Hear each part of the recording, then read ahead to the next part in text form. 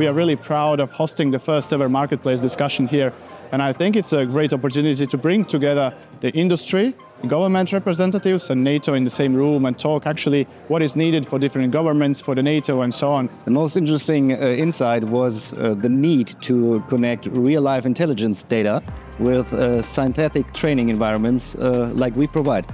People are nowadays living through constant information warfare. And so there's a question of, are we learning on the job? Is there a need for training? And the takeaway for me seemed to be there is, because the information environment is constantly developing. Right now, for fact checkers, for example, we're still seeing that the human element is still very important, but technology is slowly starting to play a bit of a role. We heard that the dinosaurs who don't embrace technology will be left behind, and it's the newer, younger, hungrier startups that will really come to the forefront. One of the main outcomes that we see here is that we need to facilitate this collaboration. We need to build bridges. We need to make sure that software is addressing the real problems, which means that the practitioners should actually share their problems, be more open. And the software companies should be more open in explaining what actually they do.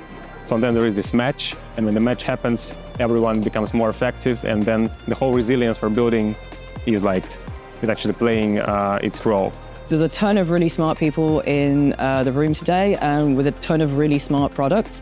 But unless we're working together and we're combining these things, it's going to be really hard to find a unified solution, especially when the adversaries that we face have that very unified intent and aim behind them. The importance of private and public partnerships in terms of transparency, in terms of openness, in terms of working together and coming together with critical ideas to obviously focus on a big, important agenda. NATO is a global alliance of countries.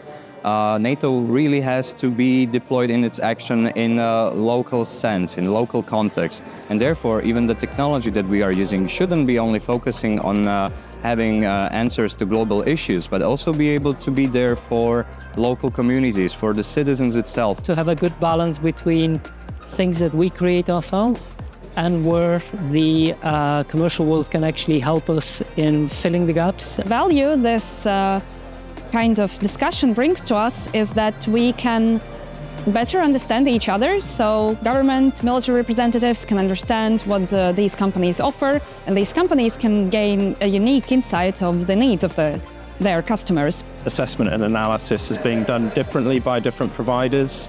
NATO is considering the best of breed tools that might fit particular use cases. Really, there's no single vendor that can do it all.